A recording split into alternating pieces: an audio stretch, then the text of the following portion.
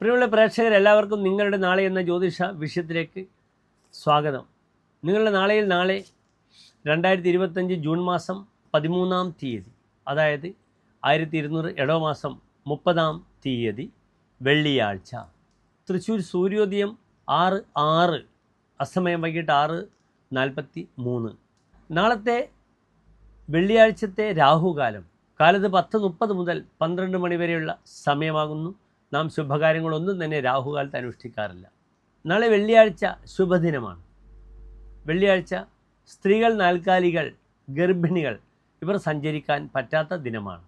ബാക്കി എല്ലാ ശുഭകാര്യങ്ങൾക്കും, സംഗീതാദി വിഷയങ്ങൾ, നൃത്തങ്ങൾ, കൂത്ത്, സംഗീത ഉപകരണങ്ങൾ, പഠനം, വിവാഹം, സുഹൃത്തുക്കളുമായുള്ള സമ്മേളനങ്ങൾ, ഭൗതിക സുഖത്തിന് ഉപകരിക്കുന്ന സാധന സാമഗ്രികളുടെ ക്രയവിക്രയങ്ങൾ, ഇവയെല്ലാം തന്നെ നാം വെള്ളിയാഴ്ച ചെയ്യും.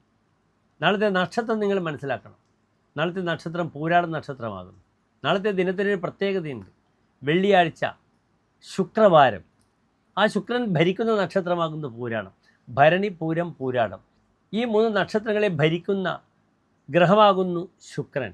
അതിനാൽ പൂരാടം നക്ഷത്രം വരിക, വെള്ളിയാഴ്ച വരിക, ശുക്രൻ ഭരിക്കുന്ന ദിനവും നക്ഷത്രവും വളരെ നല്ലതാണ്. പക്ഷേ പൂരാടം ഒരു ശുഭകാര്യങ്ങൾക്ക് നാം അനുഷ്ഠിക്കാറില്ല.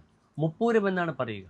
പൂരം, പൂരാടം, പുരൂരുട്ടാതി, ഈ 30 നക്ഷത്രങ്ങൾ ശുഭകാര്യങ്ങൾക്കായാലും വിത്തിട്ടാൽ പൊടിക്കാത്ത നക്ഷത്രമാകുന്നു. യാത്ര പോയാൽ തിരിച്ചു വരാത്ത നക്ഷത്രമാകുന്നു. ഞാൻ പലതവണ സൂചിപ്പിച്ചു കഴിഞ്ഞതാണ്. യമരുദ്രാഹി മുപ്പൂരം തൃക്കേട്ട ഇവ 7 നാൾ, വിതക്കിൽ വെളിയാ ഭൂമോ യാത്ര പോകിലവൻ വരാ.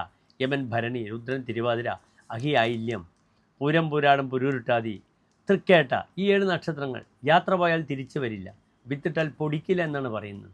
അതിനാൽ പ്രിയപ്പെട്ട പ്രേക്ഷകർ, പ്രത്യേകിച്ച് സ്ത്രീകൾ നാളെ യാത്ര, ഗർഭിണികൾ, നാൽക്കാലികൾ യാത്രക്കൊന്നും നാളത്തെ ദിനം സ്വീകരിക്കരുത്.